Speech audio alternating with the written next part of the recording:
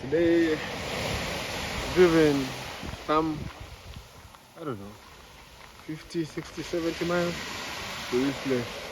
It's called Point Lobos, right by the ocean. This is still the Pacific Ocean. I don't know what that stuff is. See that? But yeah, this is what it is.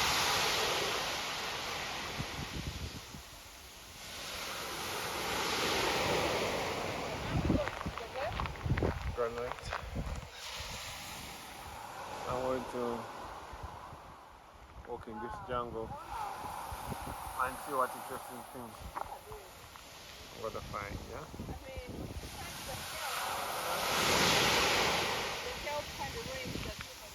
It's cold as hell.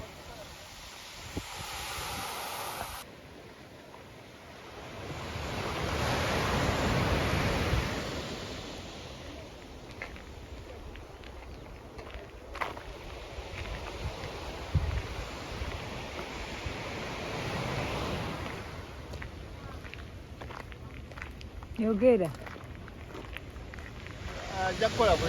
Actually, that's too. Eh? You have to turn. Los Poblos. Los Polos. Point Polo Lobos. Loco. Point Lobos. Point Lobos. Yeah.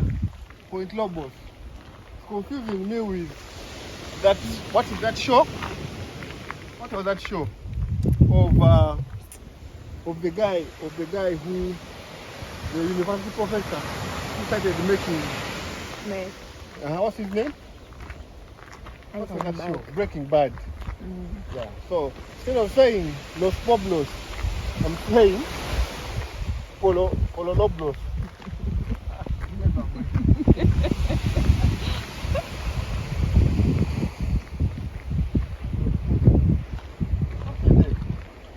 Point Lobos.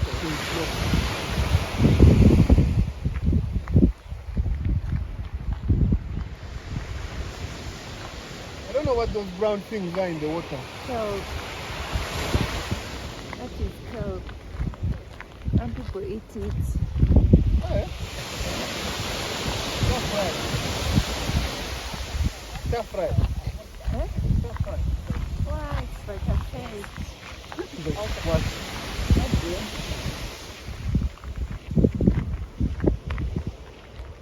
Even this, like the farm. This part of the farm.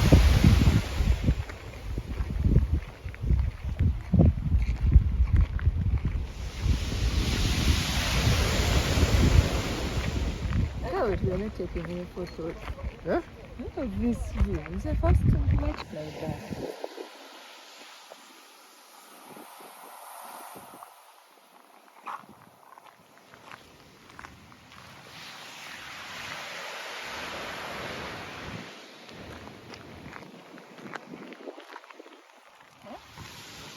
They told you to go to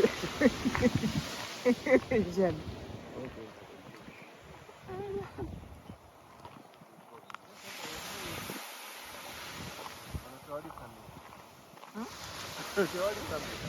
Anatoa camera, sure. But it's like a committee.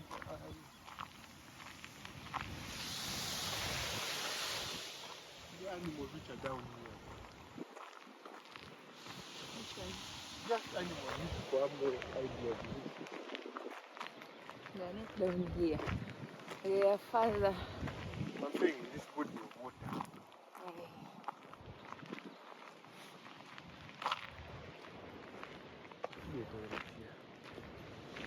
I think they are closed. That's what Auntie Julie was saying. That was the closest down.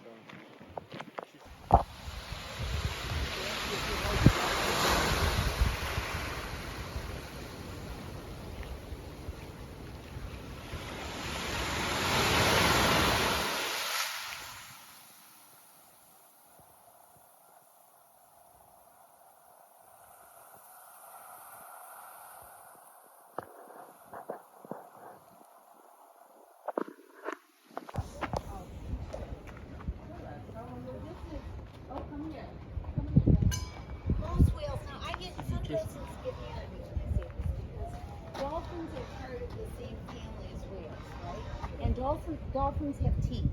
But we know dolphins are small, right? Do you think of dolphins as whales? No. Neither do I. So I'm talking about big animals now. We're going, orcas have teeth. That's the biggest, that's the top of the dolphin family, really. They have teeth, okay? There's only one large, really large whale that has teeth. It's a sperm whale. And it really just uses, it has about 20, 21 teeth, and it just kind of uses it to tear apart giant squid. And it's not really chewing, it's just tearing it apart and then swallowing those big chunks. But most whales don't have teeth at all. They have baleen, and that's what it looks like. Oh. Okay, so it's in their mouth. Can you see the picture here of the whale down here? This is from a humpback. And you can see it's all on their top jaw. It hangs from their top jaw down. There's nothing on the bottom jaw. Okay. It's all from their top. And it's brushy like this, okay, on this side. And that's the part that's on the inside. So imagine my hand is the baleen. Yeah. There's these plates, okay, that are stuck together at the top, up here. Yes. Okay, tons of these plates. And on this side, it's all hairy like this. It's all got brushy parts. And it's made out of the same thing as your fingernails. It's keratin. Okay. It's exactly the same as your fingernails. Keratin, right. So it's all brushy on this side. But if you flipped it around, you'd see these gaps between the plates. Because the plates have the hairy stuff on them. And it's real thick. But on the other side, there's these gaps. Because this side of the plate doesn't have any hairy stuff on it. All right, now, this is on the inside of his mouth, right? When the whale closes its mouth, between the huge tongue and the force of its jaws closing, it can expel all the water it's taken in. Because what comes in with the fish is an incredible amount of water. Yes. I mean, it would give them a horrible stomach ache. Yeah. They can take more saline than we can, but they can't drink buckets of seawater or they'd be sick, right? So the whole thing is when they close their mouths in about 3 seconds. Imagine the speed of that. 1001, 1002, 1003, and whoosh, that water can get through the brushy part and out the other side, but what can't get through? The fish. So it's like when you use a strainer for noodles. It's like, that's what I tell the kids. It's like when mom takes a big pot of water and what's left is just the noodles and all that water goes away. That's exactly what it's like. And that's how they filter feed like that. Like hair? It's like your fingernails. It's brushy. This the stuff. brush. Yeah, the brush. Yeah, it's like it's made out of like your fingernails, and it's kind of like, it feels kind of like, I mean, the pieces we have, there's one over at Info Station. If you walk around that way, I'll show you where you go, and you can actually touch it and hold it in your hand. Okay. But it's so that's really brittle because it's dried up. But I would say it's like kind of like the brush of a broom. Right. Kind of like that, because it's made out of the stuff of your fingernails. So that's not exactly. I mean, that's kind of tough, really, if you think about it. It's made of the same stuff as your fingernails. They're mammals, just like we are. So here's another interesting thing. So now, what you're looking at here are bones from a fin whale, which is the next biggest to a blue. Blues are the largest. Okay. A fin whale, 2 gray whales, and a humpback. So you can kind of tell, like, look at the size of these. What are these, do you think? Ribs. Ribs. And now, what are those over there?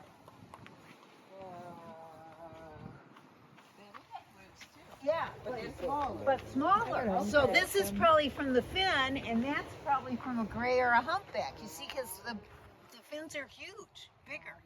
This is definitely from a fin.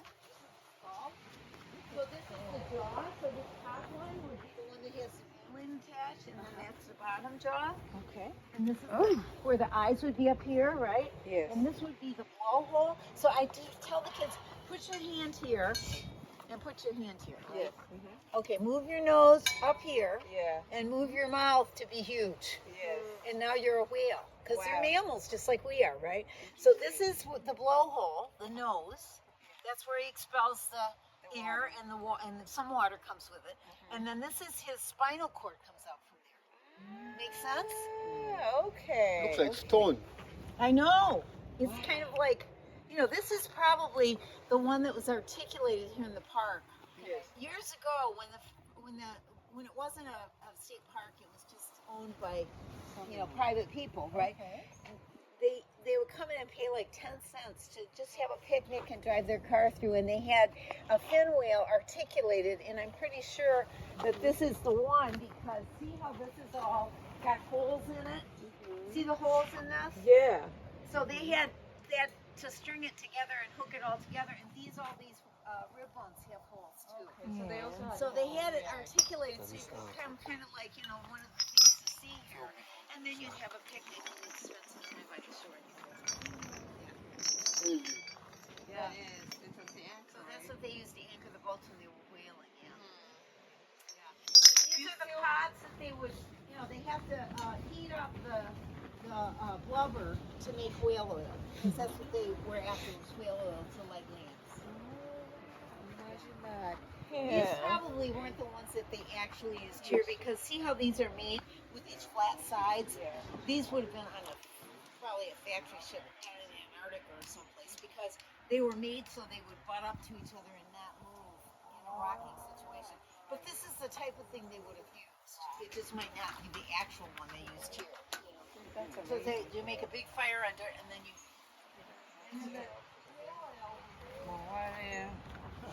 Next episode. Yeah? Tirava.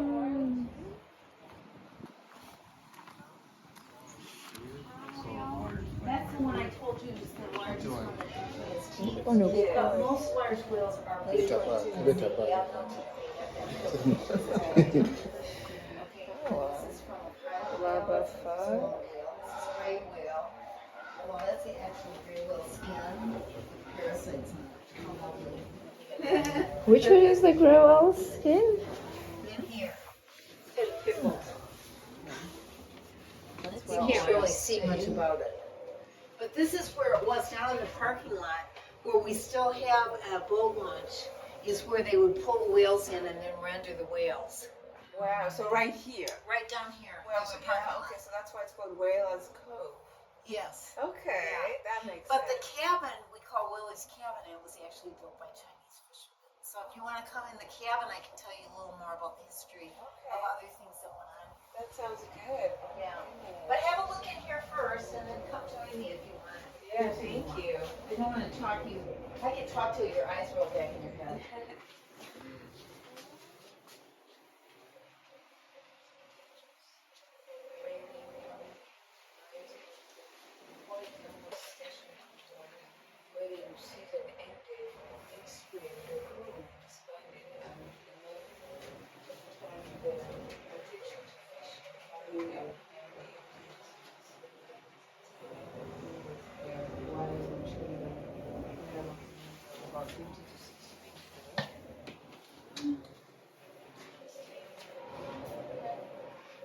Wailers oil. Little bay. Victoria Products.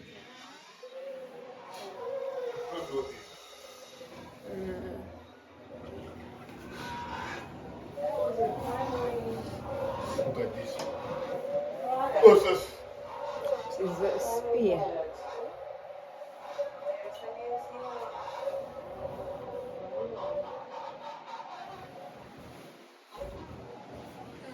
That's the sound.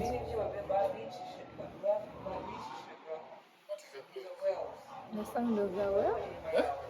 Is that the sound of the whale?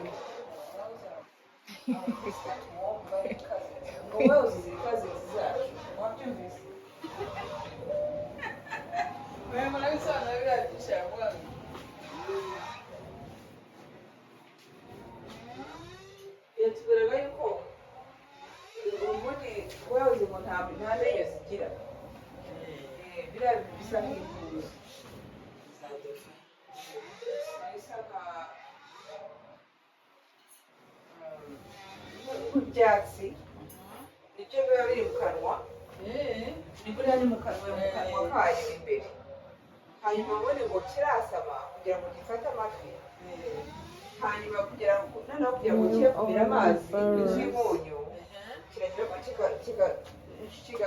kigafungura umunwa vuba hanyuma amafi n'ibindi byose byo kurya bigafatwa na biriya byatsi bisa byatsi amazi akagenda agasohoka.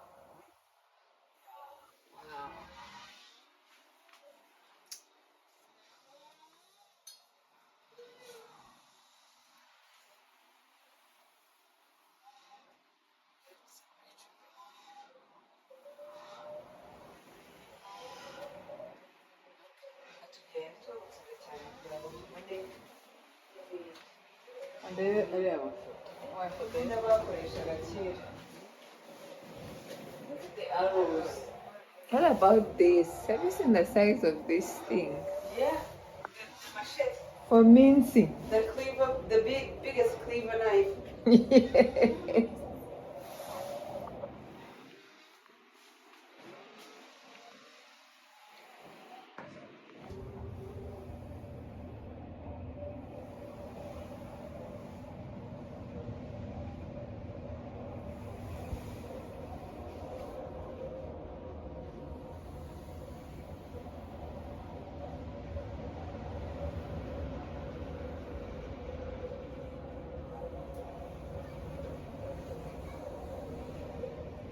The jaws. What's holding it up? Can you tell what is that glass? No, what is this holding up this floor joist? Can you tell what that is? Bones. Yeah, but what bone is that? It's a Whale vertebrae. vertebrae. Yeah. So we figure it must have been the whalers who put in the floor, right? Because it's held up with whale bone, right? And the Chinese fishermen weren't fishing whale; they were fishing fish. So the Chinese were first here in 1851. The cabin was built. The whalers didn't show up until about 1862, and they only whaled for about 17 years. And why did they stop? Some people say because they whaled out all the whales. I don't think it was that as much as it was kerosene was invented or was found in Pennsylvania. They realized they could get oil from rock, right? And that was so much cheaper to light lamps than buying whale oil that the bottom dropped out of the whaling industry because they were selling the blubber for whale oil to light lamps, right? And everybody was buying kerosene. So I said kerosene saved the whales, right? At least in this part of the world, not in other parts of the world. They whaled into the 1960s in Antarctica, and they are still whaling in a few spots in Japan and also way up in the Scandinavian area, like north of Denmark and up in there. There's still some communities that their subsistence is whaling. They eat whale meat; it's their life, you know. So, but it's small now compared to what it was then. Anyway, but these guys were Azorians, these whalers that came here. These are islands off the coast of Portugal. So they came here, they were Catholic, some of them were artists, that's whalebone art. And we got that from the Carmel Mission. Wasn't that nice that they gave us those artifacts because they knew it was from the whalers from How here. old are they? They would be as old as, the whalers came here in 1862, so it would be, well over, they'd be going on, what would that be, 150 years? More than that. Around More than 1870. 150 years, yeah. So the mission system started in California here the first mission was in Monterey, and it was built in 1770. And then Junipero Serra, who was the priest that was the father of the mission system in California, he decided that I don't think he wanted his Indians around the military. There was a big military presence because of the importance of Monterey Bay. There still is. There's still a Presidio. We still have a lot of military in the area. So, and because it was an important bay for them. So he marched over the hill and he saw the Carmel River and he said, I'm going to put my mission here. So he left the mission behind. It's still there. The mission, St. Carlos mission. He talked to this Alexander Allen and said, I need some help. Could you come help me? And anyway, Alexander Allen came and there's a picture here that shows what was about to happen. This was the grand plan. It was to divide all of these into little small plots. So here we are, we're about here at the cabin, okay, and they were going to make all of these little tiny squares in here. We're going to make these little 50 by 40 plots. Just little tiny plots.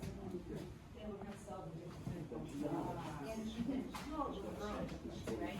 So he shows up, and there wasn't a good way to get across the river yet, to get across the Carmel River. So they weren't selling like hotcakes. A few had been sold, but not many. He bought everything and said he would buy back the few that were out there. And I think probably saving his wife had something to do with that. But anyway, they came here. Now, he was also a businessman, right? And he came to kind of help him figure out the coal stuff and everything, but that never really took off because the coal was, you know how if it's too soft, it needs to be hard to burn a long time. Yes. So it was like a low flash point, and that's never good for coal. So it wasn't great coal, so that kind of didn't work out good for Point Lobos, right? Yes. Then they fished it, then Alexander Allen, somebody told him there's a lot of abalone out there. Find out about that. Well, nobody here ate abalone. Have you ever had abalone? No, I don't know. Okay, so this is abalone.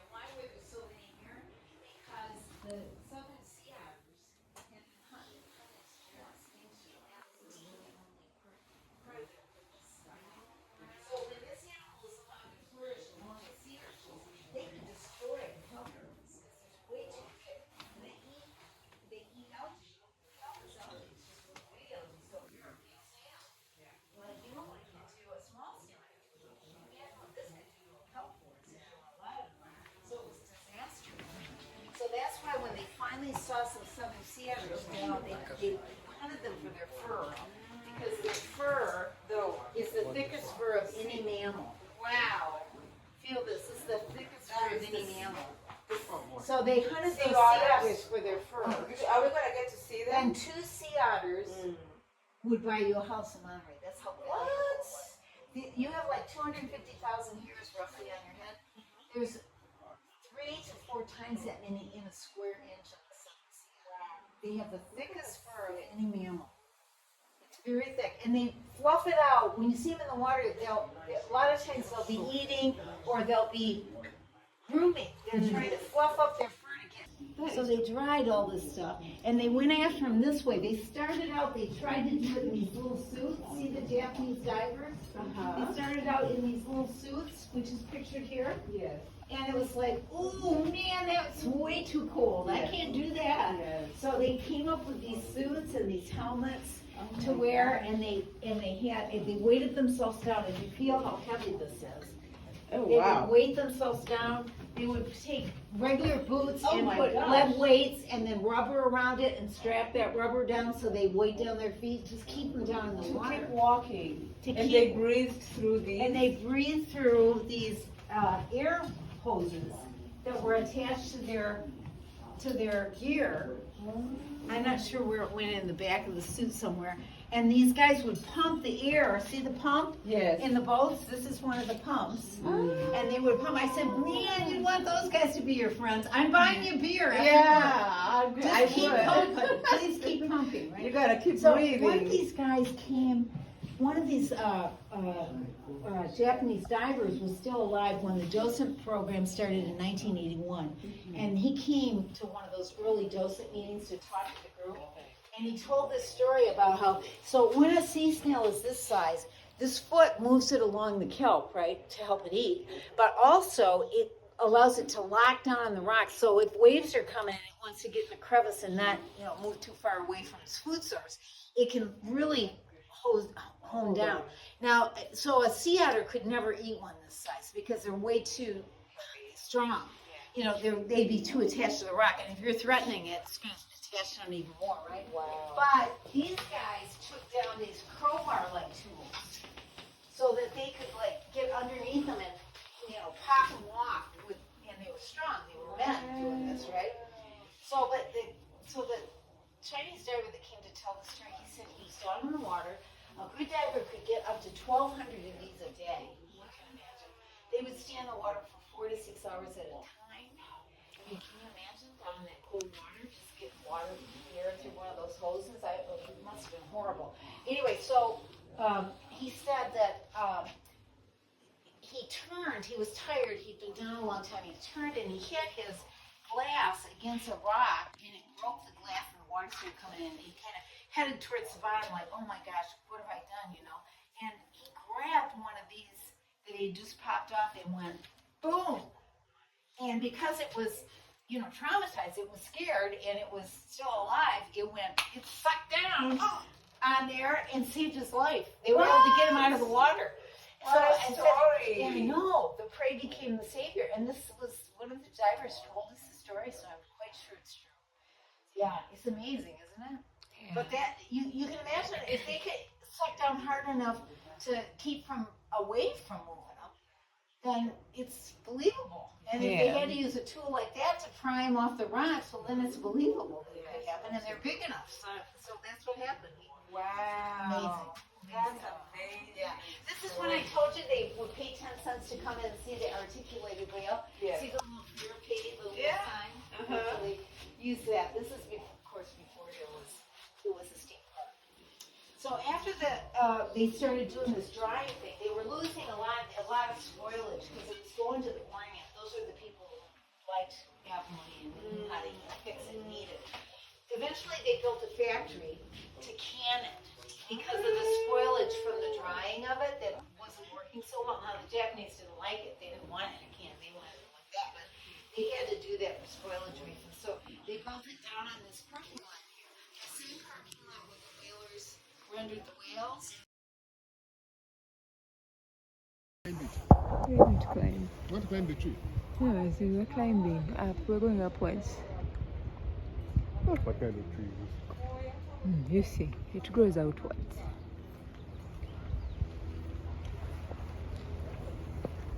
I am flabbergasted.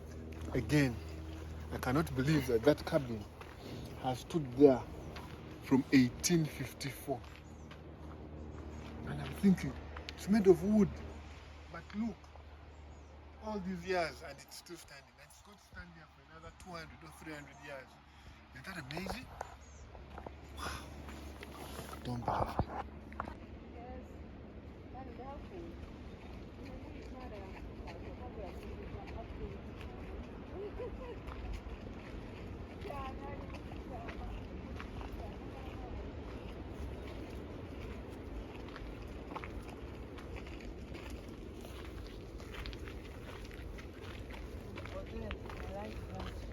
Christmas tree.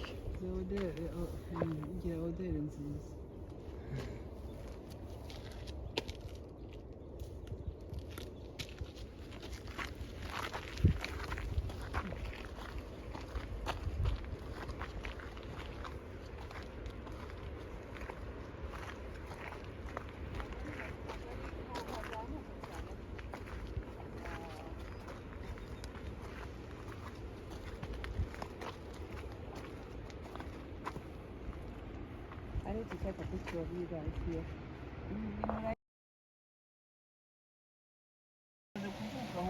By itself. Maybe around here on the beach, we can't see them because of this. But you know, it's so wind, so I'm glad they keep there.